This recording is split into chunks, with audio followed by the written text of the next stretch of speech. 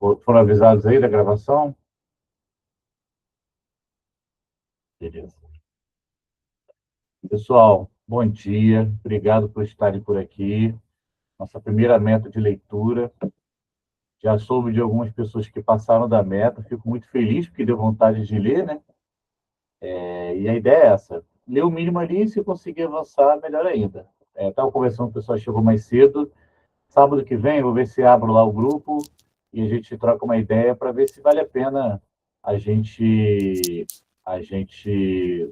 tem algum microfone aberto aí. Vale a pena a gente aumentar a meta ou não, de acordo com o que for possível para cada um, porque a ideia realmente é o hábito da leitura. Eu acho que ao final desse processo a gente vai chegar a 440 páginas lidas, pode dizer que você conseguiu um hábito de maneira de leitura, né? Então, sem mais delongas, eu mostrei para algumas pessoas aqui, marquei o livro todo. Né? Eu vou tentar não me alongar muito, mas a primeira coisa que eu tenho a dizer é que realmente é muito estranho voltar a um livro depois desse tempo todo, ainda mais de uma leitura atenta.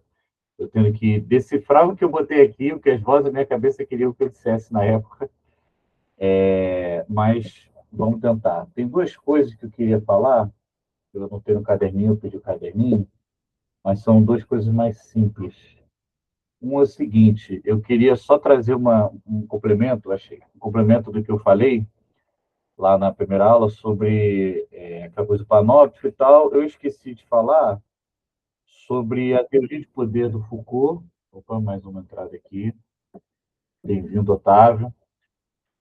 Sobre a teoria do poder do Foucault, mas só um termo aqui, né, que usando aquela questão do panóptico que eu falei, um termo importante aqui, que os princípios dessa dinâmica de poder e controle da sociedade da vigilância é a utilidade, a docilidade e o adestramento. Ou seja, é esse controle praticamente voluntário que a pessoa submete em cima dessa noção de poder. Você não sabe nem como é a realidade sem esse controle. Tá? Eu acho que é o termo que eu queria adicionar na nossa conversa aqui, porque isso aparece logo no início do livro. Entendeu? Esse é o debate principal do livro. Começando a análise do nosso livro aqui, para depois a gente abrir a palavra se der. Começando, né, usando o termo bem profissional, começando do começo. Eu trago aqui uma frase do Guimarães Rosa, que é: o amor não precisa de memória, não arredonda, não floreia, faz forte estilo e fim. Essa frase já define o livro todo, tá, gente? Então já pode fechar o livro e ir para casa, porque já tem a definição aqui. Eu espero que a gente lembre de falar disso quando terminar a história, porque realmente ela define. O amor não precisa de memória. E, como eu falei no início, é muito estranho voltar a ler o que eu mesmo escrevi depois de tanto tempo e encarando os erros que eu queria revisar agora, as coisas a mais ou menos, mas beleza. Na página seguinte, eu falo aqui, ó, eu dedico a todos que fazem parte das minhas memórias, pois a verdadeira morte é o esquecimento. Eu realmente acredito nisso, né, que a morte faz parte do processo, mas às vezes a pessoa deixa de existir quando realmente ninguém mais fala dela, lembra dela, tem essa existência não mais registrada das pessoas que ficaram. Infelizmente, essa é a realidade, quis trazer esse início bem depressivo para a gente começar o livro bem no clima. Uma observação aqui na parte do sumário é que eu fiquei na dúvida, mas eu decidi não nomear os capítulos. No próximo livro eu vou nomear os capítulos. Mas por que eu decidi nomear os capítulos? Porque tem muita informação. Tem os tablets, tem todo esse capítulo tem aquele enxerto ali, que cada parte a gente vai ver são coisas diferentes, e já começa o livro, principalmente o começo do livro, tem muita informação.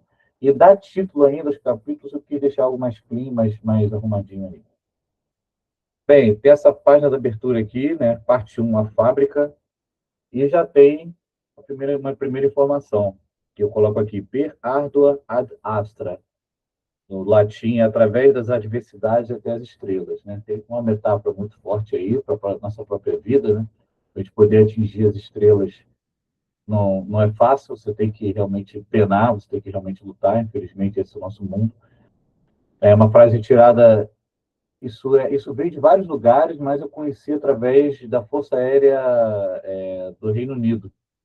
Nós temos um representante local aqui no grupo, Mas foi sair do Reino Unido que trouxe esse conceito, eu achei muito bacana. E a gente já leu os 3 primeiros capítulos, a gente já sabe que tem algo com estrelas ali no coraçãozinho do nosso Martin Heidegger.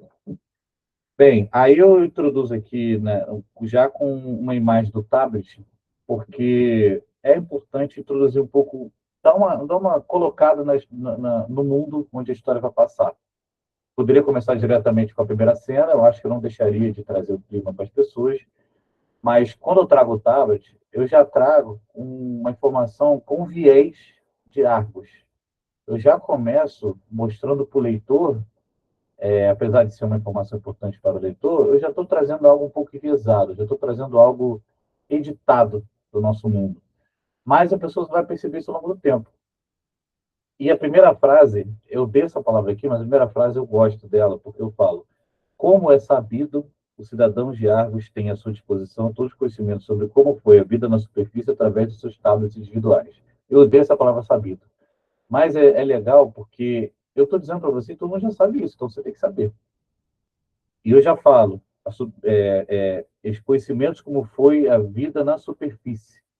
O que é a vida na superfície? Tu já começa a trazer aquela estranheza, já começa a trazer uma apreensão do que está acontecendo. E também quem fez esses tablets, né? O que é o tablet individual? Então, eu sou muito fã das primeiras frases, eu tento escrever primeiras frases que tragam o mínimo de vontade da pessoa ler, e foi um esforço que eu fiz nessa parte aqui. Nesse texto aqui, eu introduzo um pouco a ideia, eu falo que a comunidade foi repensada, mas será que foi repensada? Que recurso utilizado, tempo potencializado, papel de cada cidadão planejado, será que isso é muito diferente do nosso mundo, se a gente parar para pensar? Então, essa provocação que eu faço aqui, falo do objetivo final de Argos, e tem uma frase aqui que eu mudei. Esse é o trabalho salva, que é basicamente a principal frase de Argos. Eu tinha colocado o trabalho liberta, porque eu queria trazer o peso dessa frase, o trabalho liberta, porque essa é a frase que está na entrada dos campos de concentração nazistas. Coisa leve, né?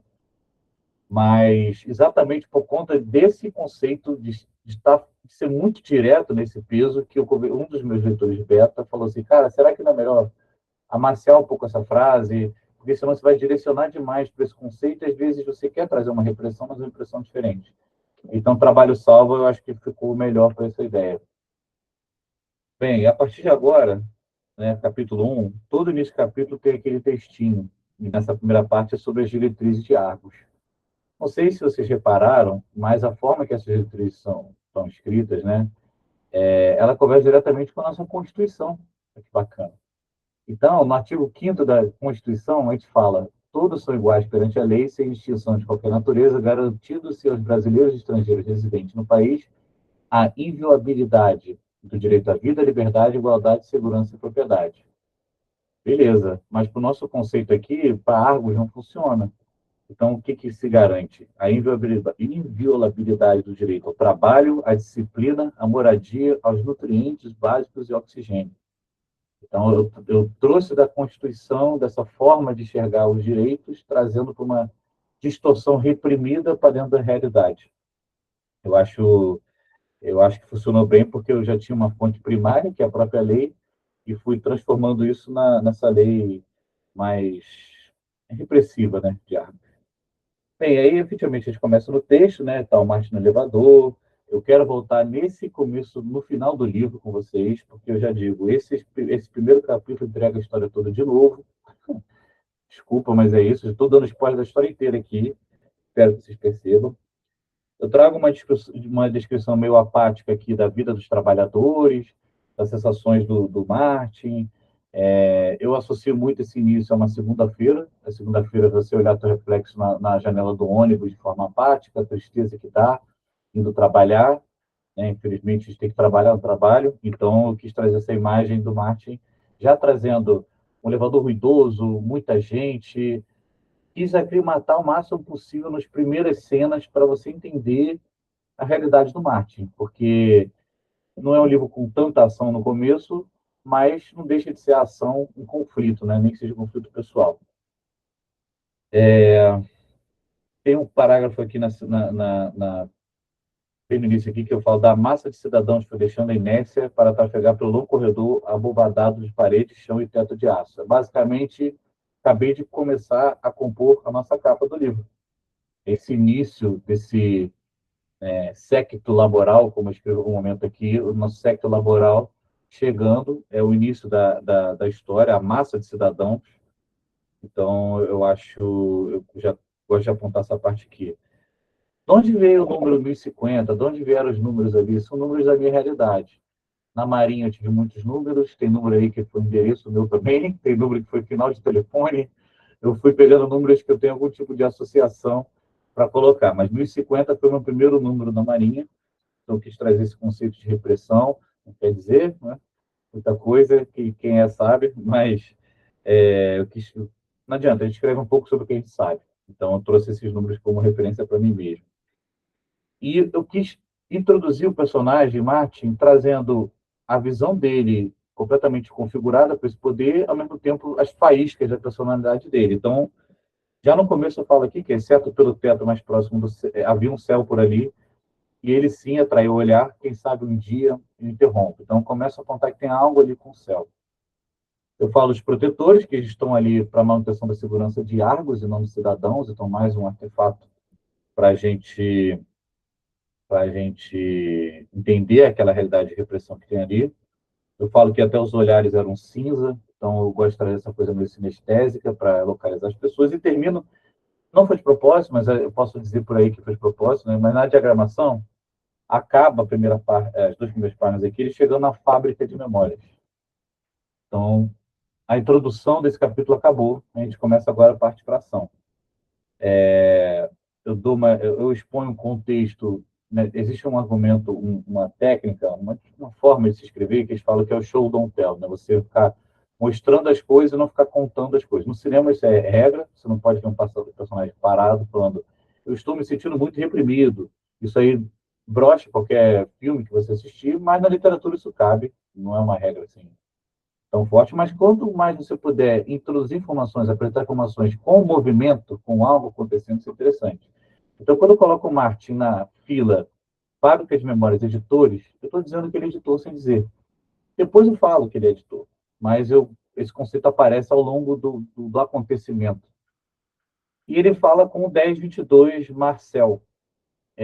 Todos os nomes aqui têm alguma origem, tá? Marcel vem do Gabriel Marcel, que é um filósofo existencialista, que ele rejeita o abuso do racionalismo, diz que a vida é basicamente uma eterna busca por sentido. Então, imagina esse cara aí, eles têm esse primeiro diálogo, um cara completamente configurado naquela realidade, eu colocar o nome de um filósofo que busca o sentido da vida para sempre. Às vezes o nome vai ser diretamente ligado à inspiração, ou o contrário, eu vou botar o nome completamente oposto à inspiração. Uma brincadeira que eu coloco ali para quem for pesquisar mais a fundo poder perceber isso.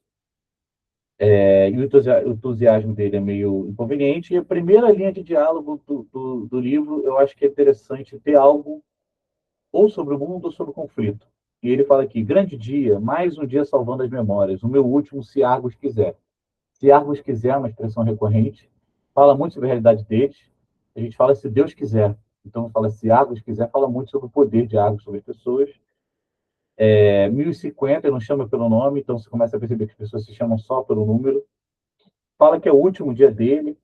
Então, tem muita informação aqui nessa primeira frase para já começar esse primeiro conflito. E aí, esse último já provoca uma conversa. Ele fala que vai se aposentar no ciclo intermediário, então você começa a se questionar por que ciclo intermediário, fala do trabalho da humanidade, e traz assuntos restauradores, né? Que restaurador é um dos sonhos, daí, a vontade do Martin de se tornar restaurador, não pelo motivo do trabalho, mas sim pelo motivo do que ele pode ver, pode viver, e também é para discutir uma realidade, né? Qual o objetivo que ele quer que ele trabalhe? É pelo trabalho em si ou pelo que o trabalho pode proporcionar para ele? E a gente entra numa discussão mais filosófica, né, que fala os traumas do passado não tem espaço para o nosso futuro, para que carregar esse fardo? Eu coloco na boca do personagem o conceito que o próprio Martin, né, eu apresento aqui algumas vezes na cabeça dele, apesar da incoerência desse conflito interno dele que aparece desde o início. E eu falo aqui que ele quer ver o céu, então quando fala da estrela lá na introdução, ele quer ver o céu. E a gente passa pelo primeiro momento crush da história, que ele procura o olhar de uma pessoa que todo dia passa por ele no trabalho. Ele procura esse olhar. Eu não falo a palavra amor, não falo a palavra paixão, porque ele não entende o que, que é. Você não pode falar para ele que é amor, o que é paixão. Então, uso termos como, cadê que ele fala aqui? Fala de uma troca de calor dentro dele, ele não sabe explicar, ele se apegaria para as sensações biológicas, é o ponto de vista dele. Então, é interessante, quando eu estou narrando, eu colocar no ponto de vista de quem eu estou narrando, mesmo sendo terceira pessoa. Então, eu não posso definir o que é amor numa realidade que não se sabe o que é amor. Eu não posso definir o que é arte, falar a palavra arte numa realidade que não sabe o que é arte. Isso aparece logo à frente, né? Eu trago esse primeiro impacto na vida dele, porque ele se choca com o olhar da pessoa que ele procura. A única coisa que ele tem ali no dia a dia dele, quando ele chega no trabalho, é essa troca de olhares, que muda o calor dentro dele, não sabe o que que é, mas nesse dia eu já jogo ele numa dúvida. Por que o olhar dela mudou dessa vez? Né? Em meio a tantos olhares cinzas, por que o olhar dela está diferente? Só que ele não consegue nem enxergar, saber quem ela é. Tendo que saber quem ela é só um número, né? Então, tem uma última frase aqui nessa introdução desse olhar e tudo mais, que ele fala que tem maiores explicações. Era um olhar que o alimentava. Todavia, dessa vez, o olhar dela, desculpa, os olhos dela drenaram a sua energia, enquanto acompanhava sumir pelo corredor até o horizonte, em meio a outros corpos vazios de luz. Fechamos a capa. Ele e ela seriam os corpos com luz na cabeça dele, nesse secto laboral. Então, a capa já foi apresentada aqui. Eu quis trazer esse brilho deles, do início do capítulo, para a capa, caso eu possa conversar com uma pessoa interessada, caso se vire algum tipo de conversa sobre o livro que nem está tendo aqui, a capa está simbolizada agora.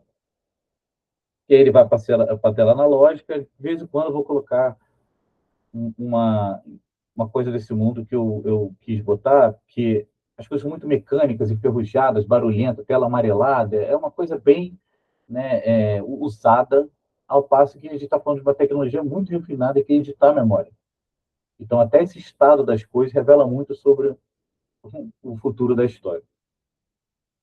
E beleza, ele vai percorrendo o caminho dele aqui, refletindo, ele tenta entender a razão por que se importa com ela, ele fala dessa mudança esquisita do padrão da vida dele, né, até ele encontrar a chefe dele. Mas tem o primeiro easter egg aqui que eu falei para vocês. Não sei se alguém reparou, e até hoje ninguém tinha reparado, só um amigo meu que participou da leitura beta. Eu falo, entrou no. Porque também, né? É um conceito. Mas, enfim. Entrou no bloco D, A, e depois ele passa para o corredor S, depois ele passa para o setor M, e chega no camarote dele, A, N. Essas palavras dão o termo Dasman. Dasman é um conceito, se você procurasse no Google, é um conceito existencialista. É um conceito do nosso sábio Google aqui, mas na época eu pesquisei um pouco mais a fundo, mas descreve um modo de existência cotidiano e pessoal. Refere-se à tendência de viver seguindo padrões, normas sociais e a massa, entre aspas aqui, agindo como todos fazem em vez de assumir a própria autenticidade. Isso já também dá mais uma camada sobre o Marte, né? Ele vive essa vida de massa, ele não tem autenticidade, apesar de ter um desejo ou outro ali dentro dele, ele não vive assim. Então, é mais uma camadinha que eu coloco ali para quem comprar, e aqui no clube eu estou explanando mesmo. Vou tirar esse papelzinho daqui. Bem, recebe o conflito da chefe, né? Que é a 993 acrase ou acrasia. Como eu falei, todo nome tem uma razão. E no caso dela, acrase é um conceito também veio dos gregos, mas o existencialismo trabalha nele também, que é a falta de controle entre o que se tem vontade e o que se faz em próprio juízo, que chama de fraqueza de vontade. Nem sempre a gente faz o que a gente quer, né? E eu botei que essa personagem, ela tá nessa falta de juízo, né? Aliás, nesse conflito entre a própria vontade e o que realmente tem que se fazer. Então, isso pode falar algo sobre esse personagem, além dela estar com um macacão de outra cor e com um número menor. Então, isso constrói essa casta, essa realidade dele. Enfim, coloco na boca dela aqui, né, que Argos não liga se é o primeiro ou último dia dele, estamos aqui para servir a sobrevivência à humanidade. E tem uma frase dela que eu destaco aqui, que eu não posso falar muito sobre ela ainda, mas ela fala: o seu potencial será útil nos outros níveis da fábrica. Essa frase a gente vai voltar depois, tá? Só chamando a atenção. E aí, finalmente, ele puxa a cadeira enferrujada e é hora de digitar memórias. Estava falando aqui, quem chegou cedo, é um gancho dela, da história, fala assim, tá, é um editor de memória, então vamos ver finalmente a memória sendo editada. A gente vai para o capítulo 2, fala aqui dos objetivos fundamentais de Argos, né, sobrevivência da humanidade, evolução humana, restabelecer a sociedade. Eu falo que ele, né, todas as engrenagens de Argos se autorregulando, mantendo o funcionamento mecanicista da vida, então estou reforçando essa coisa bem utilitarista da realidade, falando do utilitarismo que a gente conversou no primeiro encontro. E ele, novamente, repito sobre a visão dele do céu, tenta reforçar uma claustrofobia, da descrição do cubículo que ele trabalha, de manivela, tela, botão, óleo, eu tento botar essa ambientação para ele trabalhar, e aparece o objetivo dele de trabalho. Eu trabalho essa parte sensorial, então coloco cheiros, sons, tato, para a gente poder não ter só o visual, isso é muito legal numa descrição, eu tento colocar isso aqui. E mesmo ele tendo um sonhozinho ou outro, pensando em outra coisa, trocando olhar com alguém, querendo ver o céu, eu falo aqui, ó, sentiu-se mesmo uma conexão significativa com Argos, mais significativa com Argos que o cidadão poderia ter, o trabalho. Como um bom cidadão, faria o seu melhor pelo abrigo da humanidade para si. Então, eu quis botar também essa vontade dele, essa realidade, essa loucura que é de Argos que o trabalho salva, né? Então, isso está no âmago dele. Isso é importante a gente colocar ele nesse lugar comum, que na escrita chama de um mundo comum, dependendo de onde se estudar, para depois retirar ele dessa zona de conforto, para poder entrar em conflito com essa realidade. E a gente começa finalmente a edição. Há uma impessoalidade, sempre está no ponto de vista da pessoa editada, então a gente normalmente não vê. E eu descrevo uma cena que é um pouco chocante. Né? Dá para entender que a memória que está editando está tendo uma discussão de relacionamento e o cara simplesmente atropela uma criança. E aí, beleza, vamos botar o clima baixão agora no livro. Mas eu coloco o nosso amigo Martin meio perdido nessa discussão, né? Tem uma coisa importante na descrição da memória, que fala aqui, a parte branca do olho esquerdo possui uma grande mancha amarronzada e triangular. Existe um outro conceito na escrita que chama de arma de Tchekov, mas ela resume não, eu não acho que na literatura tem que ser assim, no cinema é assim, na literatura não tem que ser assim, mas é importante você levar isso em conta que não é para estar de graça o conceito ali. Quando você arma de Tchekov se tem uma arma na parede da cabana, em algum momento essa arma tem que ser usada. O que significa? Não é à toa que você colocou aquele conceito. Então, eu não descrevi uma mancha triangular no olhar de uma memória à toa. A gente vai voltar a esse conceito. Não é spoiler, porque você não sabe como, mas eu estou só mostrando que tem muita coisa plantada aqui que eu vou voltar, vou apontar à medida que forem aparecendo, mas que essa leitura atenta de curva de leitura pode permitir a gente chegar mais a fundo na experiência. Mas existe essa coisa trágica desse atropelamento que o Martin, né, não entende muito, ele comenta aqui, né, desperdiçar matéria-prima em potencial, né, uma vida é desperdiçar uma matéria-prima em potencial, cadê que eu boto aqui, papapá. Ele não julga as memórias, afinal, em Argos não há uma moral ética impalpáveis, digna de interpretação e individualidade, e sim diretrizes claras e objetivas. Então a gente entra mais uma vez nessa discussão, né, desse utilitarismo da nossa realidade. E a discussão principal aqui, que apesar de estar falando mecanicamente de medição de memórias, a gente edita nossas memórias são falhas. Então, ele fala que, apesar de entender que a memória costumava distorcer parcialmente esse tipo de estímulo, o mais importante era o que a pessoa lembrava, e não a realidade dos fatos.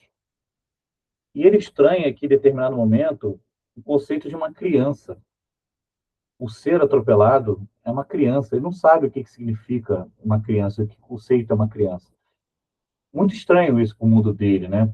Por que ele não sabe o que é uma criança? Então, eu deixo essa provocação aqui, sem falar muito. Eu deixo passar meio batido esse conceito no texto, de propósito, mas para o nosso clube é interessante focar nisso, que em algum momento no livro a gente vai voltar a falar sobre isso. Então, até que enfim, ele faz a edição dele, né? Eu trago essa edição como se fosse um mosaico, uma edição mesmo de um vídeo, mas com sensações também, ele recorta, eu quis trazer essa coisa mais completa, mas com limitações. Então, para poder isso se tornar algo, pelo menos, apesar de ser absurdo, ter um mínimo de verossimilhança, né? Imagina, ele tem um sensor que consegue ter os cheiros e tal da pessoa, isso muda a ideia da história. Eu trago dois conceitos aqui, eu trago o Menon e Umbra, mas vou voltar nele, então não vou me aprofundar nele agora, vou voltar nele. E quando trata a segunda memória, é uma memória de término de relacionamento. Ele fala, mais uma memória inútil. Então, olha como é a visão dele sobre relacionamento, sobre socializar, sobre conexões no geral. E é incoerente mesmo, porque ele tem um amigo, ele tem um relacionamento ali, mas para ter incoerência. É uma incoerência a realidade dele. É uma dissonância que vive Marte e todos os cidadãos ali. Ele, né, discorre sobre. Ele não é Red Pill, tá, gente? Pelo amor de Deus, mas ele discorre que é inútil, são assuntos banais e que é falta de foco, relacionamento, mas ele não é Red Pill, eu prometo. E eu trouxe uma observação aqui. No final dessa memória aqui, no início dessa memória, ele pela janela vê-se um céu noturno estrelado. E ele dá uma emocionadinha de novo da possibilidade de ver o céu. A primeira versão desse livro, esse capítulo era gigante, ainda bem que eu diminuí, com 3 memórias. E a terceira memória era essa sensação de ver o céu, era uma memória que viu o céu, e tinha mais uma coisa lá que acabava diminuindo um pouco alguns fatores de surpresa. Então, graças à arte da edição, por isso que é importante, né, editar, eu cortei uma memória inteira desse capítulo, ia ficar muito mais longo, ia ficar bem desconfortável, e eu trouxe esse vislumbre do céu nessa passagem aqui, que eu não podia deixar de passar, porque é parte da personalidade do personagem. E a gente vive esse término, né? A gente vive esse término de relacionamento, quem nunca. É uma discussão de visão de vidas ali, então é mais um conflito dentro do conflito. E eu trago isso para ele porque é importante para o futuro, novamente, nada é à toa na escrita, mas também para essa conversa estar acontecendo. Quando se termina o relacionamento, você quer realmente esquecer ou é só uma sensação emocional? Você lembra exatamente os motivos que geraram aquela situação que culminou num término? Ou você distorceu na sua mente para você não viver um desconforto, às vezes, coisas que são sua culpa, ou não é culpa de ninguém, e fica mais difícil entender. Então, eu quis trazer uma memória de relacionamento para trazer essa discussão também, né, nesse capítulo. Aí ele até é super rancoroso aqui. Vínculo serviria apenas para intoxicá-lo, nada diferente de alguém que contrai uma enfermidade. Então, ele fala de relacionamento como uma doença, né? Olha que mundo gostoso que ele vive. E aí a gente entra no alerta de dano de personalidade, né? É mais um termo para a gente pensar. Quando edita a memória, o que acontece com a personalidade da pessoa? Qual é o produto final que você mesmo distorcer a própria memória? As nossas memórias compõem a nossa existência. Então, o que aconteceria se você editasse, cortasse a memória de alguém para mudar essa narrativa? Basicamente, os dois capítulos entregam toda a conceituação do livro. O que nos faz, o que é a alteração de uma história, de uma memória, de uma realidade, em cima da nossa individualidade, da nossa existência. Bem, nessa edição ele até surpreende o que são lágrimas, né? A Crásia fala, excelente percepção a sua ao tirar o sabor das lágrimas. Ele, eram lágrimas. Ele editou sem se tocar o que é lágrima, porque também lágrima, o choro também é algo estranho. Mas no próximo capítulo a gente tem contato com o choro, né? Com a primeira lágrima. Então, de propósito, eu coloquei esse estranhamento dele para depois ele ser confrontado diretamente com esse conceito. E aí, alerta de personalidade e tal. E no final eu trago aqui outro conceito, né? Que fala... levantou-se e saiu da estação, encaminhando-se para a descompressão diária obrigatória, tanto para si quanto pelas leis. Os trabalhadores deveriam ser recompensados sempre, graças à árvore. Será que é uma recompensa? Ele viver esse mundo completamente reprimido para, no final, ele ir para um bar, que é o Umbra, que a gente vai chegar agora no último capítulo da nossa meta. Tem um lugar marcado, tem o que ele pode consumir e tem a pessoa que ele pode se relacionar. Então, que tipo de liberdade é vendida para ele? Né? Então, a gente encerra o segundo capítulo com ele indo sextar. Né? E aí, né, tem mais uma apresentação das diretrizes e tudo mais, trago uma reflexão dele, como parar de trabalhar para a sobrevivência humana, sabendo que havia tanto a se fazer na superfície, qual o sentido dos sentimentos passados e premiados na sociedade que tanto mal faziam os seus portadores. Eu trago esse movimento dele novamente, com esse fluxo de consciência, ele em movimento, indo, né, para o Umbra. Descrevo um pouco mais os corredores, eu trago algo um pouco mais kafkiano, eu gosto muito de Kafka, quem leu o processo já ouviu falar nisso, essa coisa meio confusa, corredores coaxiais, que chegam em novos corredores coaxiais, é para trazer um desconforto, uma confusão. Onde é que ele está andando? Tem mais um elevador de um corredor para outro, há uma distância entre os números, mas é mais próximo, mais longe. Eu quis trazer isso para trazer essa confusão mesmo, porque a vida deles é esse controle. A confusão também é uma forma de controle. Enfim, eu já que passei 2 capítulos fortalecendo o drama dele, construindo esse conflito interno, eu me dei a oportunidade de escrever um pouco mais o mundo. Ele conta que o abrigo subterrâneo é a última chance da existência da espécie. Eu falo em determinado momento aqui que não estou encontrando, acho que é no diálogo dele lá, que ele fala, né, que o mundo, a humanidade mesmo destruiu a superfície, então eles tiveram que se abrigar. E beleza, ele chega lá e fala com o 293 Albert, o barman do lugar, que é Albert Camus, ou Camus. Então, novamente, nem o nome é à toa, mais um existencialista, mais um conhecimento aqui. Vou estar sempre trazendo essas referências aqui. Tem escritores aqui na conversa, nem sempre a gente traz nomes de referências, assim, mas como eu quis trazer essa coisa mais reflexiva, existencialista, eu fiz questão de procurar essas referências para, novamente, a história tem que ser legal, mas se a pessoa quisesse juntar as letrinhas e procurar no Google, ela vai ter uma recompensa. Se quiser procurar de onde vem o nome, ela vai ter uma recompensa. E essa recompensa é conectada à ideia do livro. Tem um recado muito importante aqui, que, novamente, será que é ficção? Né? Até que ponto isso aqui é uma distopia ou a nossa realidade? Que fala, dessa forma, Argos informava, melhore e trabalhe para andar menos e subir mais, progredindo geometricamente na sociedade. Quanto mais acima ou menos profundo em relação à superfície, maior a sua relevância e mais próximo de respirar um ar mais puro que os demais cidadãos. Completamente ficcional, isso não tem nada a ver com o nosso mundo, tá? É só uma ficção, né, do livro, não tem nada a ver com o nosso mundo real. Bem, ele é confrontado ali com um bacana de outra casta, né, de outro ciclo, e você foi para trazer essa relação até um pouco entre ciclos, um pouco conflituosa, o cara o inferior vai embora. Então, eu quis trazer esse conflito, porque em determinado momento a gente também tem um conflito entre a classe, né?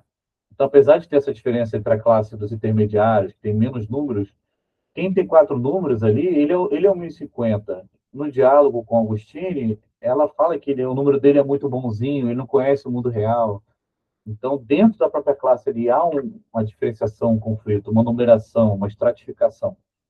Então, esse contraste do personagem que enxerga alguém de outra classe muito diferente, mas dentro da própria classe esse diferencia. Então, até onde vai, né, essa relação? E aí ele contra o Menon. Eu citei o Menon rapidamente. Ele vai tomar a dose, né, a cachaçinha deles lá, o destilado, que na minha concepção é algo completamente intragável, mas é o que tem. É um destilado feito no buraco, imagina como é que é o sabor disso, mas é o que eles têm. É o pão e circo deles, né?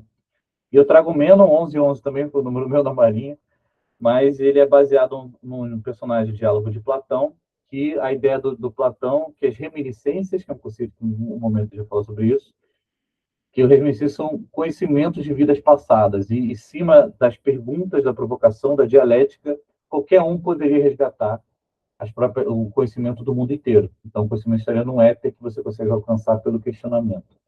Essa é a filosofia grega, né? Nessa época tinha essa ideia meio diferente, mas o Meno representa isso. O amigo dele, que é mais um conflito de personalidades aqui. O Meno, ele completamente apaixonado pelo trabalho, bitolado, maluco. Então, a vida dele é isso aí de a gente vai resolver otimizar a energia, a gente vai viver isso aí, então, vou trabalhar, vou poder isso aqui. E o Martin, ele quer ascender, mas por outras razões. Então, essa amizade já tem também uma diferença entre eles. Eu já apresento essa. Inclusive, usa termos como coração de Argos, sabe? Ele enxerga Argos como uma grande existência, até porque as pessoas falam por Argos. Então, esse entusiasmo dele é um contraste com o nosso amigo, é um conflito de perspectivas. Existe um otimismo, que é interessante, ele é apaixonado pelo trabalho, mas o Martin é otimista em relação aos restauradores que estão restaurando na superfície, ao passo que o Menon não. Ele fala, gente, ele fala que é um esforço inútil, eles não são trabalhadores, são condenados, sendo que isso é muito forte porque a vontade do Martin é chegar lá, é ser um restaurador. E eu trago essa, mesmo entre amigos, ele tem essa diferenciação. Ele fala que o que a nossa sobrevivência precisa é que cada um cumpra o seu dever. Bem, eles têm mais um pouco de conversa, ele fala das doses e tal, e finalmente entra o nosso conflito. Chega um homem zarrão, o 6016, e chega a mulher que sempre trocou olhar, coberta por um poncho, dando uma manquitolada ali. Existe abordagem. Tem uma coisa aqui que é sobre escrita, mas é um cuidado que eu tento ter, porque eu gosto quando eu leio assim. Existe o verbo dissentes, né? E disse, e perguntou.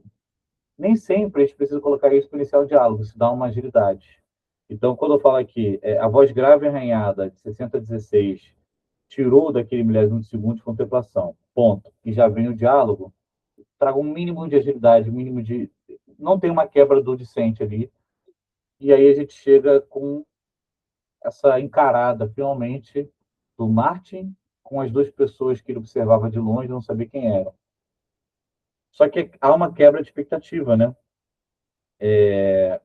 O cara grandão, forte, com cicatriz, ele é um cara muito ponderado no que ele conversa, e Augustine já chega de voadora. Ele fala, então você é um dos que faz lavagem cerebral para Argos, 1050, um bom númerozinho para o inferior, não, a seção de ciclo está logo ali, parabéns. Então, uma pessoa que ele, por muito tempo, que a gente nem sabe, sempre teve esperança daquele troca de olhar, algo que ele entendeu, ela chegou pé na porta, derrubando ele, quebrando as expectativas dele. E ele, né, ele fala aqui que entrou com uma faca cega, rasgando e amassando as suas expectativas.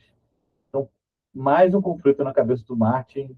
Bons personagens são aqueles que o escritor maltrata bastante, então eu já comecei a maltratar ele. Só que ele está tão imerso nessa realidade dele que ele tem um embate moral com ela, né? Ele traz o ponto de vista dele. Mas ela faz a pergunta mais importante do livro, né? E quem decide o que deve ser esquecido? Então você vê que ela tem alguma coisa que aconteceu com ela, tem uma realidade dentro dela que ela enxerga o mundo de forma mais crítica. Ela tem algo ali que ela quer trabalhar e questionar. E a gente avança por essa discussão, ela tira aquela cobertura dela, né, e descobre que o número dela é 5021, ela tem um comportamento meio estranho, um barulho meio estranho, eles discutem, ela não consegue aguentar aquela discussão e ela mete o pé. E aí, o, o nosso amigo 6016 revela-se como Jaspers e ela como Agostinho. Jaspers é baseado em Karl Jaspers, que é um filósofo que diz que o conhecimento desfaz a objetificação. Então já começa a imaginar o papel dele, né? E Agostinho não vem da filosofia. Auguste, tem um nome que é anotado, foi o primeiro paciente a ser diagnosticado com Alzheimer do mundo, na história. Né? O senhor Alzheimer, Auguste Deter, foi a primeira pessoa diagnosticada com Alzheimer, né? O nosso amigo Alzheimer, que foi o cientista que trouxe isso, ele né, trata de memória diretamente. Então, eu estudei um pouco sobre o Alzheimer, sobre as causas, isso eu trouxe para a realidade aqui da edição de memória, mas Agostini é homenagem a isso, né? Eu deixei Augustine em vez de Auguste, para trazer mais para o feminino, e, e eu nomeei ela assim. Então, imagina, né? A primeira pessoa com Alzheimer é uma pessoa que discute o que é a nossa memória, a nossa lembrança, discute a própria realidade. Até que ponto ela tem razão, até que ponto é um delírio revoltado dela e por que ela tem isso. E aí, né, ela sai, eles têm essa discussão, o Jasper introduz para ele até um pouco da história dele, mas não diz, né? Ele fala que ela viu maldade, sofreu maldade, mais do que você imagina. As emoções não são as emoções nela são diferentes dos demais cidadãos, então a gente começa a questionar o que aconteceu com a Agostinho para ela ser assim.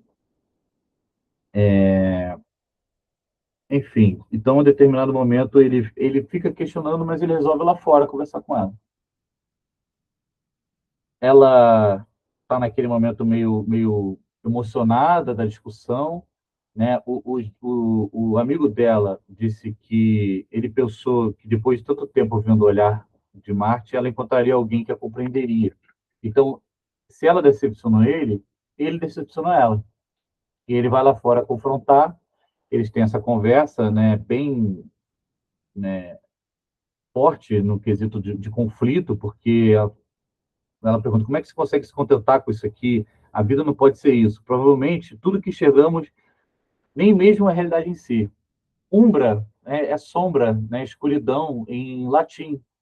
E eu lembrei do mito da caverna quando resolvi escolher o nome do bar. E aí, quando ela fala é, provavelmente, tudo que enxergamos, nem mesmo a realidade em si, eu estou remetendo a esse nome do bar aí, Umbra, mais uma camadinha de brincadeira na história, mas que eu gostei de trazer.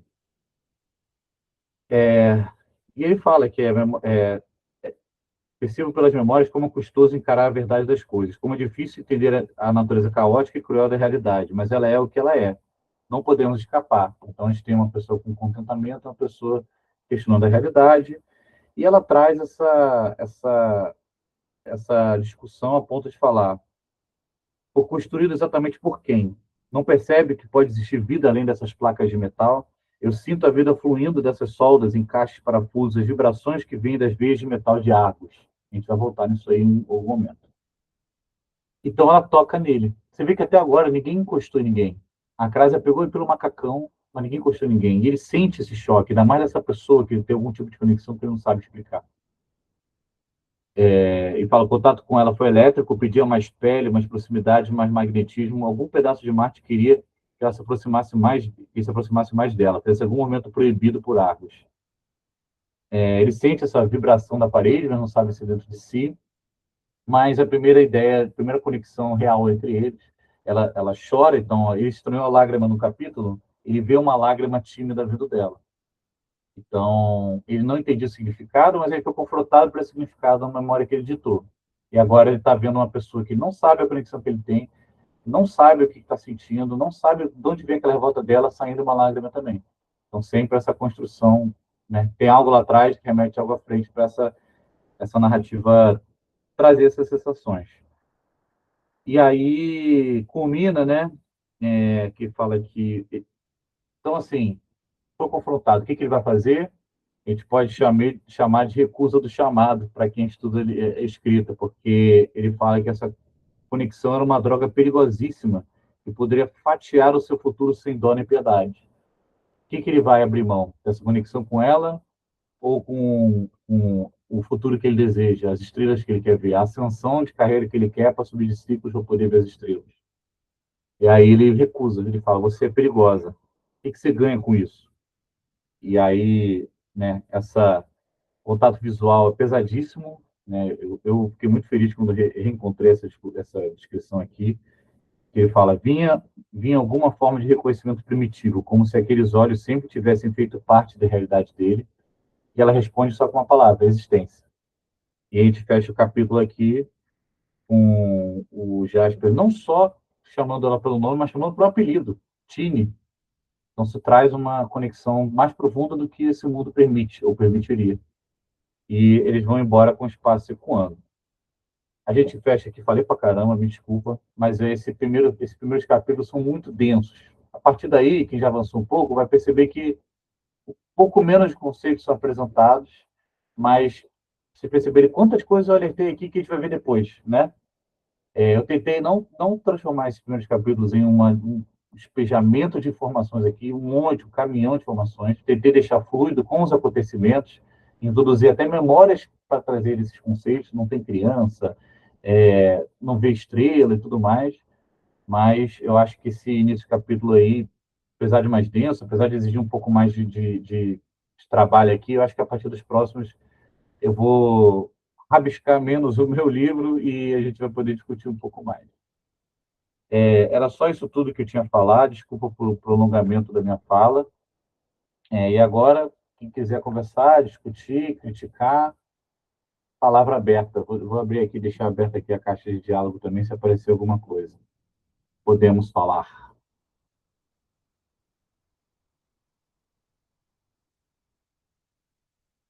Júlia? Eu até mencionei com você, né, que esse começo, ele, principalmente nesse terceiro capítulo, eu acho que o gancho puxa muito para leitura continuar. Eu separei aqui em três discussões que eu queria até perguntar para você, porque acho que eu queria até começar sobre o gênero em si, que eu tenho lido muitos clássicos ultimamente, que são clássicos que eu não tinha lido e eu acho importante.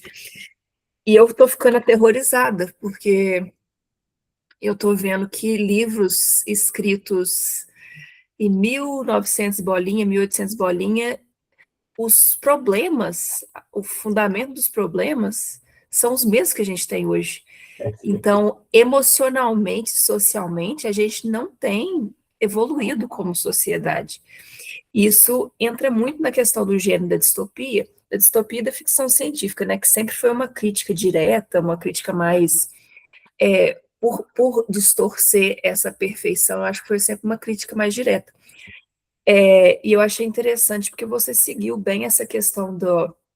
Eu até tinha notado aqui, porque eu queria até ver se vocês concordam, não sei se vocês todos leem muito distopia, sobre alguns questionamentos, tipo assim, como a gente tem um protagonismo sempre neutro na distopia, se vocês acham que todo protagonista deve ser disruptivo, tipo assim, querendo ou não, se ele tem que ter essa revolta ou criar essa revolta dentro dele.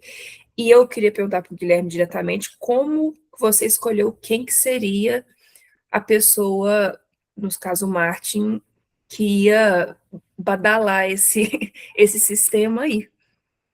Tá. Vou puxar a discussão aqui, a primeira discussão, se alguém quiser fortalecer, a primeira coisa que a Júlia levantou aí, né?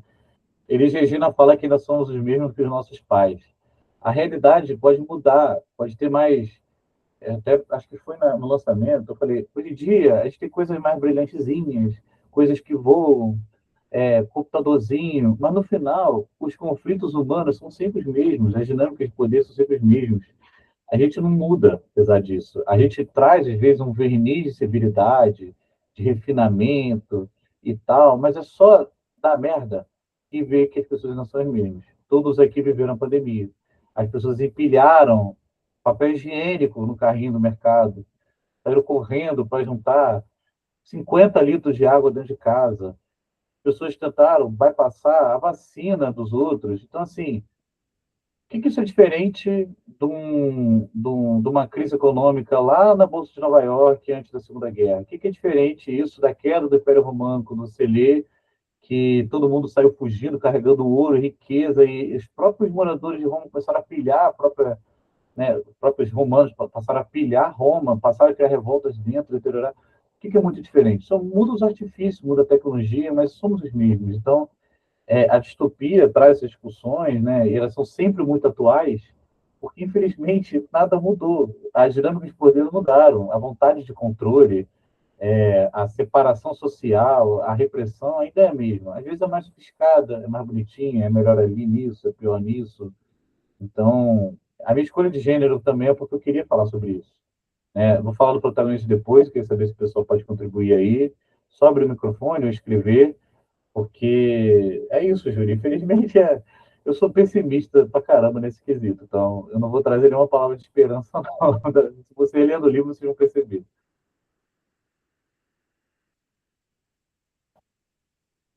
É para pular a vez para falar do tema? Ô Marcos, você tem outra coisa, né? Se quer perguntar ou falar, Marcos e Mariana. Se for para falar do tema aí, a gente pode abrir o microfone, depois eu volto com o Marcos.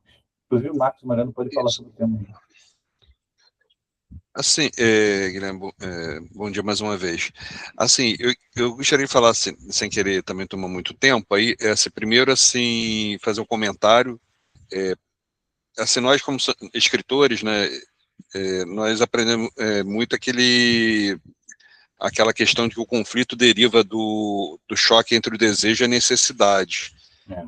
E aqui, para mim, pelo menos, ficou bem claro na leitura desses 3 primeiros capítulos, que o protagonista, né, o das 50 Marte, fica bem claro esse conflito do desejo mesmo, que é dele, pessoal, de chegar à superfície, apesar dele não nomear esse desejo, mas fica bem claro pelas atitudes dele que ele deseja chegar na superfície, com os artifícios dele, de promoção e tudo, que ele fala muito dos restauradores, né, ele praticamente idolatra os restauradores, vai para dos restauradores, e aí é um choque, até inclusive com o primeiro choque com Agostini. E o que justamente ele precisa, que ele não sabe, mas precisa que aprender a se relacionar emocionalmente com outras pessoas, e entre elas a Agostini, né, que seria o interesse romântico dele e ao mesmo tempo antagonista, né, pelo menos nessa primeira passagem. E o outro comentário que eu queria levantar a respeito, assim, não sei se foi proposital, acredito que sim, ou até inconscientemente, né, a gente se inspira muito, nós escritores, né, às vezes conscientemente em outras obras, e Argos me remeteu muito a Zion, né, que é a cidade subterrânea de Matrix, então achei bem interessante a forma como foi abordada, assim, realmente logo veio à cabeça, me veio à mente a cidade, né, do Matrix. E, assim, os pontos, assim, que eu tenho dúvida, assim, eu vou até narrar rapidamente aqui, porque fala, por exemplo, na página 19 tem uma passagem assim: a memória registra, por fim, um fungar de choro, sem dado preciso, se é do motorista ou do carona, né, daquela memória lá, daquele choque, né, daquele conflito lá de um dos pacientes. Aí depois tem na página 21 mais a seguir, mais adiante, não estava perfeito, mas cobria todo o pedido, quando ele faz a edição de memórias, e também logo depois na página 25 fala assim: por mais incompreensível que fosse, aquele apego ao relacionamento parecia ter sua importância ao paciente, né, a percepção do protagonista. Aí suscitou algumas dúvidas essas passagens, assim, alguns pontos. Primeiro, assim, ele está tratando de pacientes, pessoas que tiveram memórias vindo da superfície. Mas, por outro lado, a impressão que eu tive desses 3 primeiros capítulos é que o Martin é de uma geração que nasceu, cresceu em Argos. Então, aí minha dúvida, meu primeiro ponto é qual foi a passagem de tempo entre o cataclisma na superfície e a fuga para Argos, né? Porque parece que os pacientes ou estão vivos, aí é a minha dúvida, né? E eu acho que é proposital também, justamente aguçar a curiosidade do leitor, né? Esses pacientes, eles veio de uma geração anterior, imediatamente anterior ao do Marte, ou eles estão mantidos vivos de alguma forma, ou só mantiveram a memória deles ali para ser tratadas. Aí, esse é o primeiro ponto que eu queria comentar, mas pode ser, ainda como eu estou no início da leitura, pode ser que isso, muito provavelmente isso tem uma explicação mais para frente, que inclusive deve ser o mote da história. E assim, outro ponto, assim, eu já aproveito, né, o gancho, se o editor ele pode editar essas memórias, ele também pode plantar novas, também outro ponto que também suscitou dúvida, talvez isso seja explorado no decorrer da trama. E assim, por fim, a dúvida, e até por conta até do comentário do seu gancho da questão das crianças, né, a estranheza do protagonista em lidar com a memória de uma criança, é como que os argonautas eles se relacionam, né, amorosamente, parece que não é comum, usual, dado aí o comportamento do Marte, e como ele se reproduzem, né? Então, se é algo científico, né, in vitro. Então, são os pontos, assim, do aspecto do enredo que queria levantar. Vou fazer o seguinte, a discussão da Júlia, eu vou abrir aqui a palavra novamente depois de responder essas perguntas, e aí depois a gente volta para essas perguntas diretas, tá? Porque eu acho legal. Só te respondendo, não associei a Zion Matrix, gostei, mas é assim, né? Porque eu e eles e todo mundo bebemos de fontes parecidas. Quando eu encontrei a série Silo, eu falei, ferrou. Círculos verticais embaixo da Terra. Caraca, eu copiei sem saber. Mas não, a gente bebeu das mesmas fontes. Então, assim, não é Zion inspirado diretamente, mas pode ser subconsciente. Eu adorei a referência, eu gosto. Passagem do tempo, pode impor memória aí, criança, só lendo. É isso, não tem jeito. Eu quis trazer essas perguntas, porque é incoerente um homem adulto editando a memória de um homem adulto que nunca viveu na superfície, então essa memória de adulto é da onde? É isso mesmo, tá? Criança, o que é conceito de criança? É isso mesmo, é para trazer essas discussões. Até quando eles estão lá, é isso mesmo, tá? Sobre querer e precisar, eu acho que personagens ricos são assim, né? Você vê que todas as relações dele foram conflituosas. O cara da fila era completamente... o que ele trouxe conflito interno para ele, era personalidade diferente. A chefe apertou ele para caramba ali, pressionou ele para trabalhar. O amigo discorda da visão dele do mundo. E a Augustine, que a pessoa trocava olhar, foi o maior voador que ele tomou. Então, esses embates externos têm que reproduzir, né, podem reproduzir, é legal como reproduzem, o conflito interno. O conflito interno dele é esse. Ele se acha importante, editando memória, ele acha interessante ele editar memória, mas, ao mesmo tempo, ele quer seguir a vida dele. Ele quer o mundo lá fora, ele quer subir. O trabalho é uma ferramenta para ele. Então, o que é ver estrela? Qual é a metáfora de ver estrela no mundo subterrâneo? Né? A gente consegue conversar aqui sobre liberdade. Então, é esse caminho que eu quis trazer nessas coisas todas. Eu vou botar aqui para o final, a gente voltar a falar sobre a mesma realidade, que eu acho uma discussão legal. Eu acho que o Rafael, naquele momento lá, queria contribuir, mas ele está indo e voltando, porque ele está no trabalho. Tá, Júlia, a gente volta. Mas aproveitando para responder a Júlia, então, por que eu escolhi o Martin? Sinceramente, tem algumas questões. Primeiro, eu coloquei números meus do trabalho, eu coloquei algumas questões que eu me conecto. Então, eu quis trazer angústias minhas também um pouco ali. Eu quis trazer um pouco essa coisa que eu sentia e transpor isso para o personagem. Só que quando eu comecei a estudar outros assuntos, os assuntos se interpelaram ali, a coisa toda ficou mais complexa. Mas, e assim, é uma coisa que eu observei de mim mesmo, inclusive eu participei de uma oficina domingo agora para isso. Eu não sinto tanta segurança em escrever uma protagonista mulher, principalmente se for em primeira pessoa. Eu estou estudando, lendo mais livros escritos por mulheres, eu estou querendo ler mais primeira pessoa escrito por mulheres, para não escrever também de uma forma injusta, né? Obviamente não vai ser a mesma coisa, mas no próximo livro, que eu vou escrever ainda, né, não, que vai ser lançado em julho, vai ser uma protagonista mulher, que é uma personagem que eu gostei do livro que vai sair. Mas e aí? Como é que eu vou escrever isso? Então, estou estudando. Então, pô, meu ponto de vista, né, como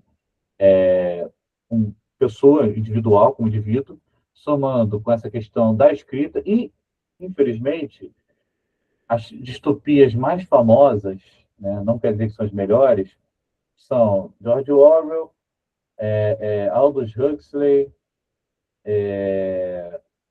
Ray Bradbury, bando de homem com protagonista homem. Foi a minha base de distopia. Então, se tornou até, para eu conseguir escrever algo desse jeito, se tornou a ferramenta que eu tinha, entendeu?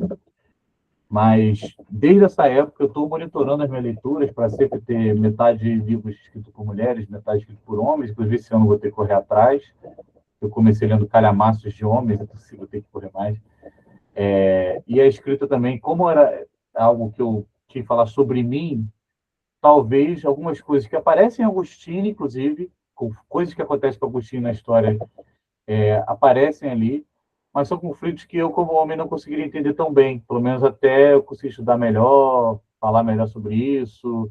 Tem mais leitoras beta, eu tenho uma leitora beta, aliás, 2 leitoras beta mulheres e 4 leitoras beta homem. Então, eu preferi tomar esse cuidado e transportar as minhas angústias ali para um protagonista masculino, entendeu?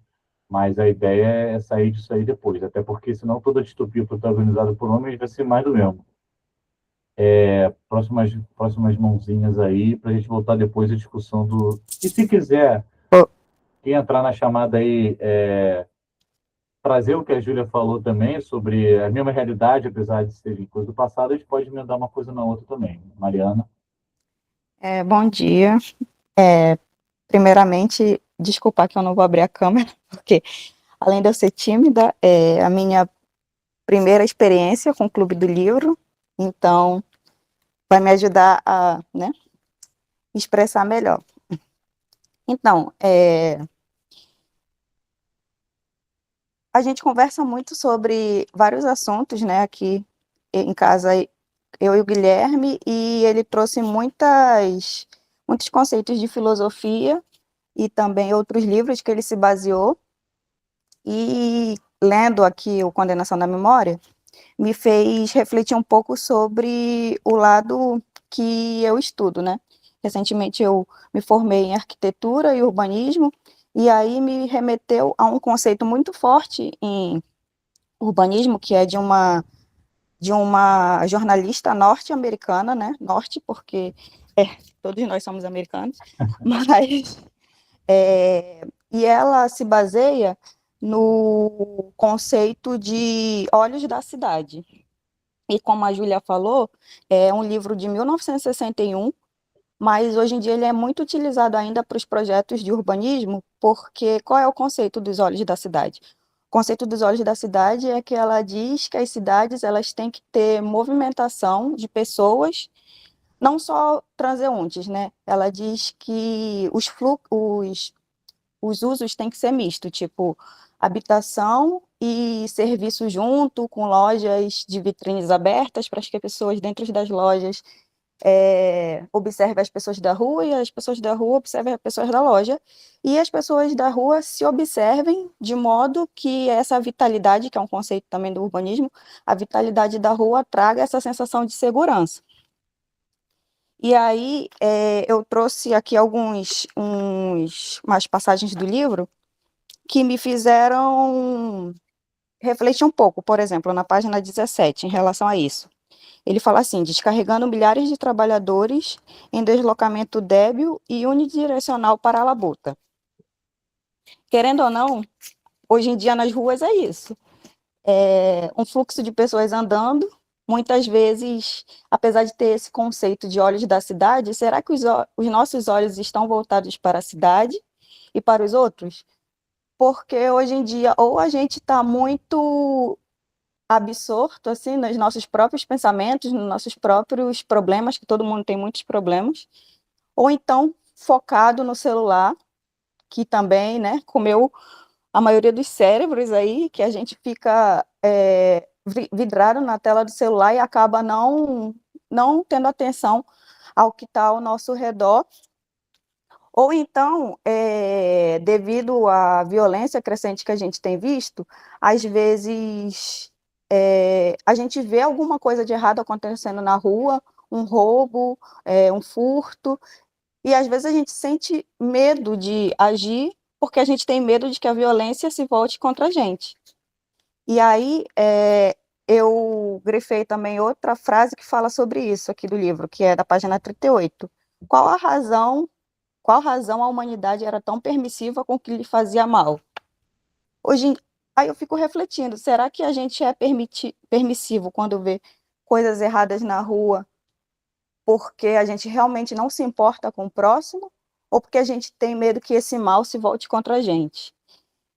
E outra coisa que eu grifei também aqui é o fluxo humano era vigiado por olhos eletrônicos atentos e por alguns protetores, como até o Marcos falou. E aí tem esse conceito aí dos olhos da cidade, que eu acho que, infelizmente, apesar de ele ser muito atual, ele não está sendo utilizado. Por quê? Porque tem essa questão dos olhos que nós enxergamos, mas não vemos. E também, por exemplo, trazendo um pouco de cultura inútil, mas também trazendo esse gancho que a própria Júlia falou de protagonismo feminino e tudo mais, que eu concordo com o Guilherme, que às vezes é difícil um homem escrever sobre a realidade feminina, porque nós, que somos mulheres, nós temos percepções e experiências que um homem nunca vai passar. E essa questão de vigilância constante, não ser necessariamente segurança, a questão da cultura inútil é o Big Brother, por exemplo.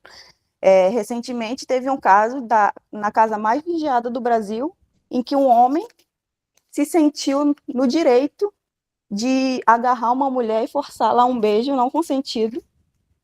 E quando foi mostrado as imagens para ele e perguntado por que ele fez isso, ele falou que foi porque deu vontade. Então, eu até escrevi aqui uma pergunta que eu faço assim: será que a vigilância constante é a melhor forma de segurança? Porque hoje em dia os olhos humanos eles estão menos vivos e atentos, e os eletrônicos eles estão mais presentes. Será que para a gente manter a segurança, essa falsa sensação de olhos eletrônicos, como é o dos protetores, será que não é só mais uma forma de fazer com que a gente se sinta falsamente seguro, mas na verdade é uma forma de controle? Porque trazendo também para essa questão da tecnologia, a gente não precisa só de câmera para ficar observando a gente e mapeando os nossos passos. Hoje em dia a gente pode ser mapeado pelo celular com algoritmo que mostra o que a gente quer ou nos induz a ter pensamentos e opiniões de acordo com o que a gente quer, né? Aí eu fiquei refletindo nessa pergunta, que será se a vigilância constante é a melhor forma de segurança? Porque em Argos, a gente ainda vai ver mais para frente, mas eu acredito que o benefício da segurança constante em Argos não é para a sociedade. Bem, é isso. É difícil, né, depois dessa intervenção, mas eu acho que conversa um pouco com essa passagem aqui, que falou que por qual razão a humanidade era tão permissiva com o que lhe fazia mal. É um ponto de vista dele, né? Mas conversa com o que a Júlia falou. Qual é a diferença agora para a gente? Qual a diferença de uma distopia, que a gente ainda não sabe quando que acontece? Qual a diferença disso para o que a gente vive hoje? E essa vigilância não serve à nossa segurança, né, necessariamente, normalmente não. Na verdade, isso é um argumento. Muitas coisas são vendidas para a gente com um argumento que é positivo, mas na verdade é só para o usufruto de quem criou aquele conceito, né? A indústria dos alimentos é totalmente... A história dela se resume a isso. A história dela se resume a dizer que algo faz bem, algo faz mal, mas que, na verdade, é só o interesse de produzir e vender mais. Então, quando a gente fala de vigilância, também. A gente não sabe até onde ela serve para a gente e onde ela serve ao opressor. É a sociedade da vigilância, é o que a gente falou naquela primeira aula, né? Esse conceito dos olhos, né, da cidade, que se enxerga, que se vê, que se observa, tem um fator que é problemático aqui, que entra na situação do Big Brother. Quem é que detém esse poder? Quem é que detém o poder da narrativa? Quem é que detém o poder da repressão dos comportamentos que se entende que deve ter? Então, né, a gente falou aqui de autores mulheres, relação do cara ser abusivo, ele sabe ou tem noção de que é vigiado, assim como homens na rua, homens em festa, em outros ambientes, eles cometem agressões e violências de diversas formas, mesmo tendo gente participando, presenciando. Por quê? Porque além da vigilância, há a relação de poder, a noção da relação de poder. Então, o cara força o beijo porque ele acha, ele tem quase certeza, e acaba sendo que essa é a realidade, que não vai ter punição para ele, ou que a punição dele vai ser muito pequena. Então, uma sociedade de vigilância, como traz aqui no livro, ela serve a quem? Serve ao poder da repressão. Significa que não tem que ter vigilância, não tem que ter segurança? Cada um tem sua concepção do que funciona ou não. Mas quando, né, você trouxe aqui essa labuta unidirecional, essa visão fechada que todo mundo tem no nosso próprio mundinho, que é proposital, a individualização, é uma coisa, né, que é muito discutida hoje em dia. Bill Churran, etc. A individualização da performance, a individualização da culpa do seu problema, né? Quando você fala de mérito, o que é o mérito de performance? O que é performance? Self-made man, o MEI, a empresa chamar o entregador coisa que de empresário. O que é essa individualização?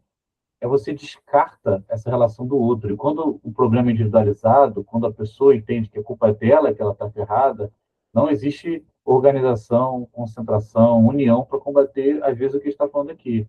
Essa discussão de até que ponto vigilância para a gente. O que a narrativa nos é dita, né? É algo que eu pensava durante a escrita aqui. E não sei se eu divaguei, mas acho que o legal do clube de livro é isso. Então, a Júlia está com a mão levantada ali, a Patrícia. Eu anotei aqui para essa discussão voltar, e quem quiser contribuir pode levantar a mão aí, tanto nos assuntos quanto com outras questões. A Júlia levantou primeiro. Sim. Não estamos te ouvindo. Estão me ouvindo agora? Sim. Sim. A Mariana mencionou do Big Brother, eu acho engraçado que eles acharam uma ótima ideia pegar um nome com a conotação tão negativa para um programa popular, né? Uma distopia, né? Eu acho que eles não pegaram a mensagem de 1984, não. Até hoje não pegaram. Pois é, entrando também nessa história do coletivismo, totalitarismo, utilitarismo, eu acho interessante que você mencionou o progredir geometricamente, porque é uma ascensão vertical ali para movimentar o próprio objetivo principal, que é conhecer o céu, né? Você vê que o objetivo dele não é o da sociedade de crescer de posicionamento, de cargo, é mais sobre uma coisa super. Eu vejo isso muito em filmes de distopia, que o almejar é sempre muito simples, o querer deles é sempre muito simples. Vamos mencionar de protagonismo feminino.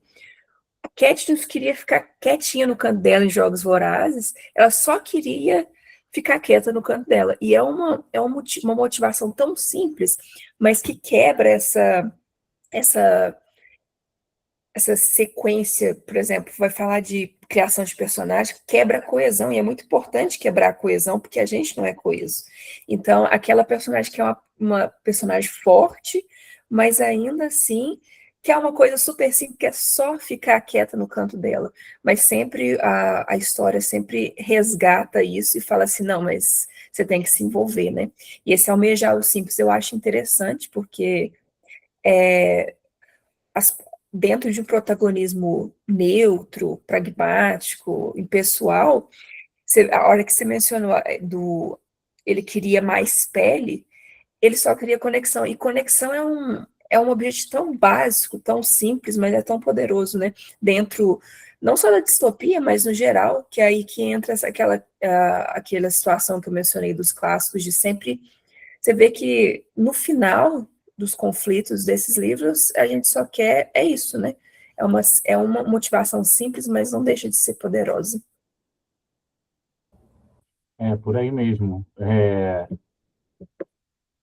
No final, né, voltando ao que você falou no início, as necessidades básicas humanas não mudaram. O problema é aquele tal de Maslow, que transformou isso também numa conta, né, numa matemática, uma forma geométrica. Você falou aí da passagem que eu falo da ascensão, né? Prédios mais altos, mais próximos dos locais focais da cidade são mais caros, né? Então, será que é só distópico isso?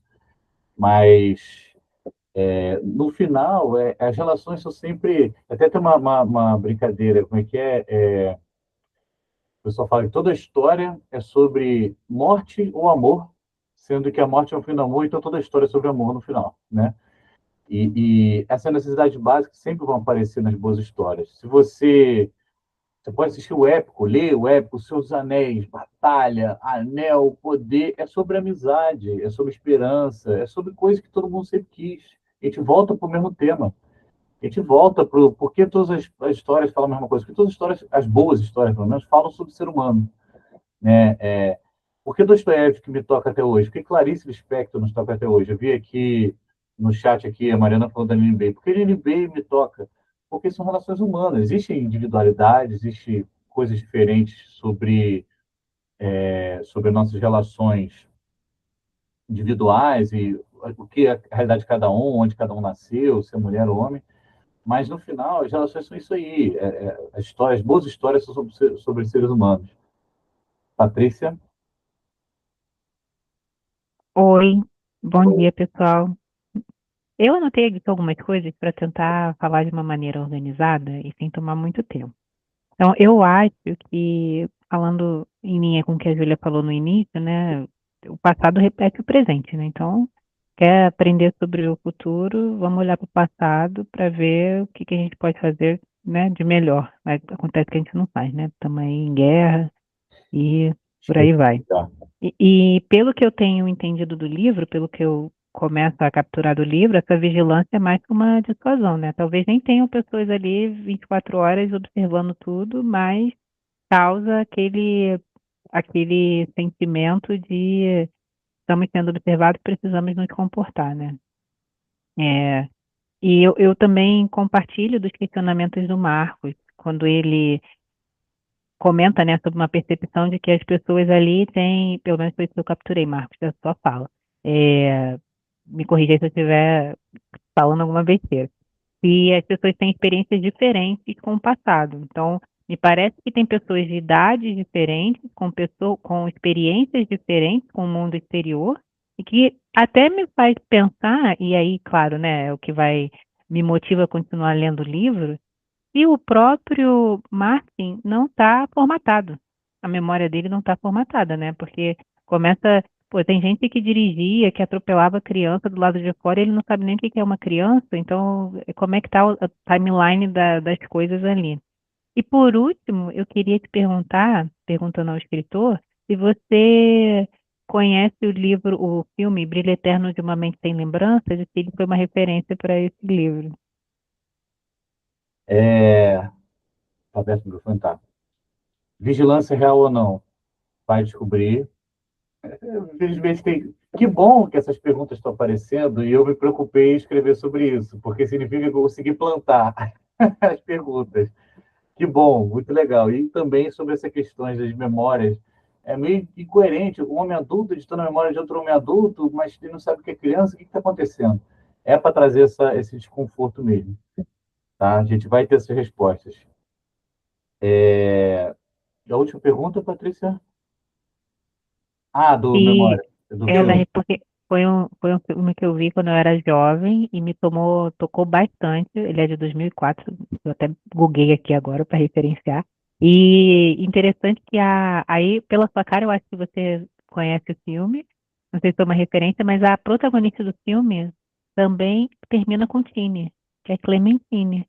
Caramba, pode crer. Ó, tá vendo? Deve estar no meu subconsciente. Eu conheço o filme, óbvio. É um dos melhores filmes sobre esses tipos de temática, né? Do que realmente a gente quer lembrar ou não, do que realmente nos marca, né? O que realmente fica.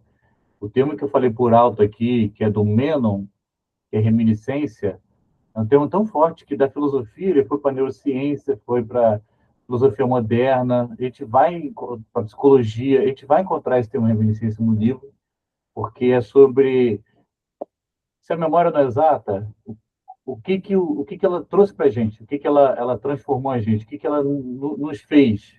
E mesmo se você tirar, se você alterar, o que fica dela, né? Então essa discussão está aí no livro também. Eu estou feliz que todas as perguntas que eu queria que surgissem nesse momento apareceram. Então, é por aí. Realmente, esse é o caminho. Realmente é um filme muito importante para essa temática. Tem um post preparado para usar ele, para falar dele, para divulgar o livro. Então, é inevitável. É uma das obras inevitáveis. Hoje em dia chegou Ruptura, mas já estava escrevendo o livro, já está terminando o livro. que também fala muito sobre isso, né? Você não lembra o mundo fora do trabalho lembra o mundo dentro. Passa a ser uma referência importante, não foi uma referência para a escrita, mas passa a ser uma referência importante, uso até a estética dele para divulgar, mas esse filme aí é incontornável para essa temática. Foi uma boa lembrança, eu não falei dele. Mais alguma coisa, pessoal? Vi que o pessoal teve que sair, né? Hoje a gente se estendeu bastante, minha ideia é falar um pouco menos na próxima, porque esse início é muita coisa acontecendo, então sinto que seja um pouco inevitável trazer um pouco mais de conceitos. Agora a coisa flui, quem já passou um pouco já percebeu isso. Patrícia está com a mãozinha levantada, mas acho que agora é Mariana. Agora, pensando um pouco sobre o que a Patrícia trouxe, eu também agora fiquei refletindo, tipo, se o Martin, ele edita memórias, e ele não conhece nenhuma criança, pelo visto, nunca dirigiu na vida, não conhece o céu, como é que ele tem o discernimento de saber o que é certo e o que é errado, e o que vai tornar as pessoas melhores? É isso, eu falo aqui, não sei se vou conseguir achar, ele fala que... Ele foi projetado para isso também? Ele recebeu um cursinho antes? Eu não vou conseguir achar aqui, mas ele Alerta fala... spoiler aí, né?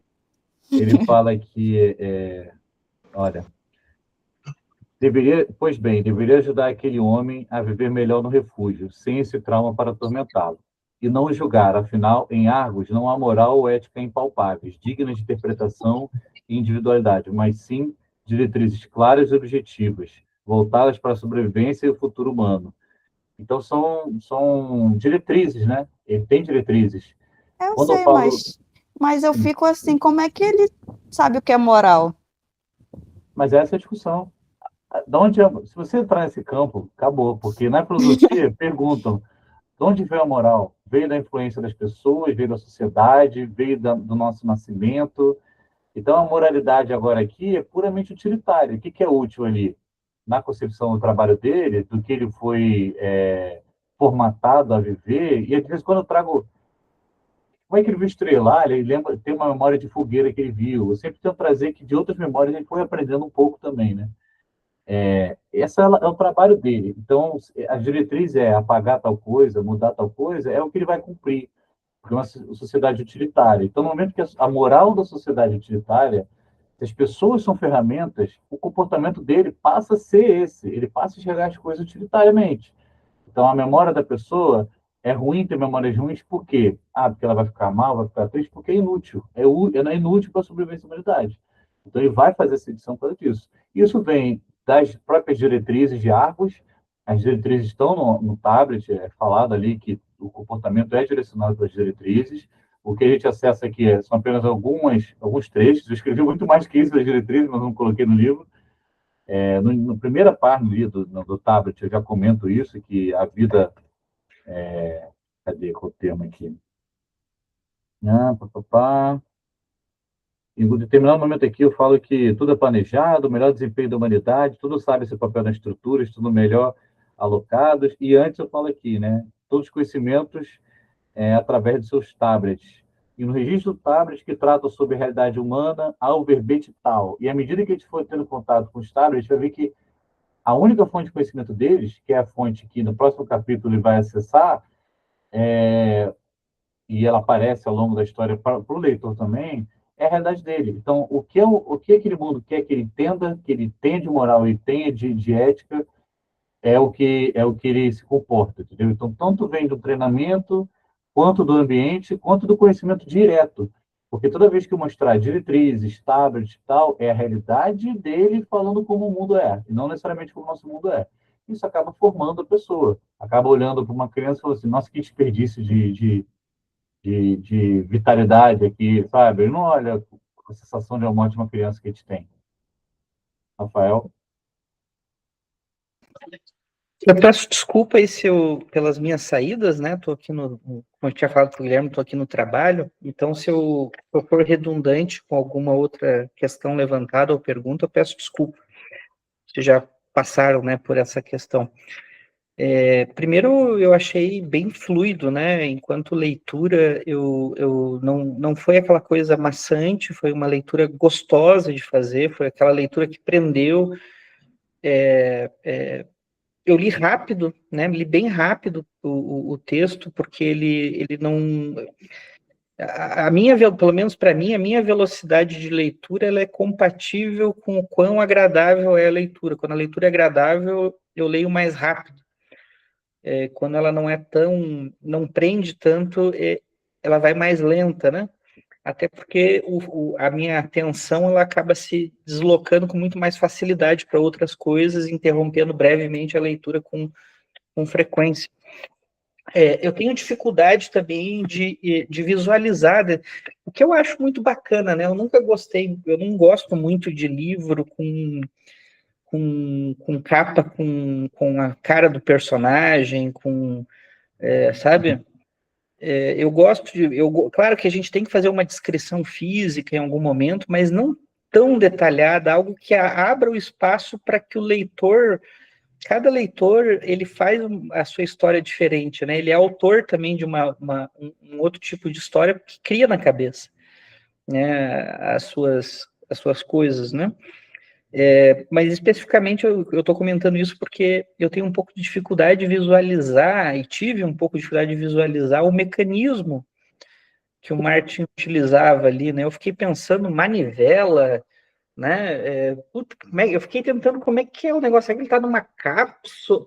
Eu tive, assim, um pouco de dificuldade de visualizar o trabalho dele. Aí eu fiquei, claro, fui um pouco lá para essa referência do filme, né, do Brilho Eterno, fui para aquele do Tom Cruise lá, o Minority Report lá, que ele faz, né? Mas não a cena da eu fiquei pensando, eu fiquei preso nessa manivela. Que merda de manivela é essa que o cara mexe ali, né? Botão. Eu fiquei pensando uma coisa altamente tecnológica com um instrumento rústico, né? Porque não é touchscreen, é manivela, é girar botão, é coisa que faz o altamente tecnológico com uma coisa mais rústica, né? Outra coisa que também eu fiquei pensando é assim, porque o que é, né, na psicologia, o que é o recalcado, né? O recalcado, ele não é um afeto, ele não é uma emoção, ele não é um sentimento, ele é uma memória, né? Que você não consegue lidar com aquela memória no teu ego pela possibilidade de cindir o ego, de você não conseguir lidar com aquilo. Então você recalca, você esquece, né? A barreira do recalcamento joga para o esquecimento. Numa psicoterapia, você está o tempo inteiro na busca de resgatar esse conteúdo inconsciente, essa memória perdida que vai conseguir gerar uma ressignificação de algo, né? Então, é o processo inverso, né? O paciente que numa psicoterapia busca, de abordagem psicanalítica, por exemplo, buscar uma memória recalcada, ou seja, trazer a memória para a consciência para que ela possa ser elaborada, e o processo de Argos, onde você recalca, né, mecanicamente a memória para a pessoa lidar, né? Só que a questão é que o recalcado, o objetivo do recalcado, quando não elaborado, é voltar como sintoma, né? Como sofrimento, né? Então, foram alguns pensamentos que eu tive aí lendo o livro. Eu gostei muito dessa questão do recalcado, conhecimento que eu não tinha, né? Não sou especialista da área, eu gosto muito de estudar psicologia, mesmo que não apareça diretamente nos livros, pô, muito legal e se conecta com os acontecimentos por vir. Sobre essa coisa mais robusta, né, para a gente fechar aqui, que, poxa, desculpa tomar um tempo de vocês, 1h30 aqui. O conceito de da memória é algo muito refinado. A gente vai trabalhar nisso, isso vai aparecer mais profundamente na história, a gente não morre por aí o conhecimento de como isso funciona. Mas a gente tem que pensar que Argos foi construído por uma sobrevivência da humanidade, o negócio é bruto, é robusto. Então, eu não poderia Imagina se quebrar uma peça, quebrar a tela de touch. O que vai fazer? É diferente de concertos mecânicos, de sobressalentes de uma peça mecânica. Então, é mais coerente no mundo robusto, escavado, do jeito que é ali, a coisa ser mais robusta, ser manivela. Eu começo a dar sinais de alguma coisa ali, porque está enferrujado, faz barulho e tal, porque é a forma que eu entendo de você construir algo desse jeito, apesar do refinamento que é a edição de memória. A gente vai entrar nesse assunto da edição de memória com calma, isso vai ser mais aprofundado ao longo da história, mas é isso, esse mundo tem que ser assim. E aí eu ponho essa coisa da manivela, do botão, uma tela amarela, uma filipeta saindo, o cara falando sensação de salinidade. Salinidade, maresia, né? O que é maresia? Ah, tá. Esses conhecimentos, né? A forma que a coisa funciona, é porque esse mundo tem que ser assim. A Carol botou aqui, laboratório da Dharma. É isso. No Lost, né? Não sei se é essa referência que você está falando. Em Lost era muito esquisito. E eu acho maneira a sensação meio esquisita de, caraca, como assim, uma manivela com os botões, uma tela amarela e consegue mexer na mente das pessoas. Mas entendeu? O refinamento está na labuta, na capacidade dele, no treinamento que ele teve e na estrutura de arcos, que eu não posso mais aprofundar. Vocês vão conhecer um pouco mais a estrutura de arcos em breve, vão responder todas as perguntas aí. Deixa eu ver se tem mais alguma coisa aqui. Amanhã está com pena do Martin. Marcos, aquela lista de livros que você botou é a minha lista para esses estudos, além de um contexto histórico brasileiro que eu quero jogar na próxima história. A Katniss, pô, é fantástica, o pessoal saindo, ficção no mente, já ouvi isso em algum lugar. A NB é muito forte, realmente hoje em dia, com tanta necessidade por performance, ficou difícil a gente almejar o simples, é complicadíssimo, e hoje a gente que se vigia para performar. As boas histórias são atemporais, o Panótico, Marte é o Neo no Guilherme, talvez, o Nil do Guilherme, mas ele não voa, a princípio. Telecurso segundo grau 2.500, pessoal saindo, pena do Martin, eu não tenho pena do Martin, um pouco, talvez. Manivela travou nossa mente, eu queria ser mais recalcada, calma aí, cara. E os argonautas Para sofrer menos. os argonautas não contam com chá e food. Pois é, a gente vai falar até da comida, tá, gente? Vai falar até como eles vão ao banheiro. Então, isso tudo foi pensado para a gente chegar lá. Vai ser muito legal ter essa experiência. Rafael, adorei sua perspectiva da psicoterapia, da psicanálise, psicologia. Adoro esse conceito. Pô, que bom que você está aqui também com a gente. A interferência de todo mundo aqui que fez e que está presente lendo. E agradeço a presença de vocês, quem está vendo por essa gravação. Espero que você consiga participar dessa conversa também. Deixa eu só fechar aqui o diálogo para o comando da gravação. E é isso, gente. A gente se vê na próxima. Vou encerrar a gravação antes de todo mundo sair. Peraí. Tchau, quem já está na gravação, mas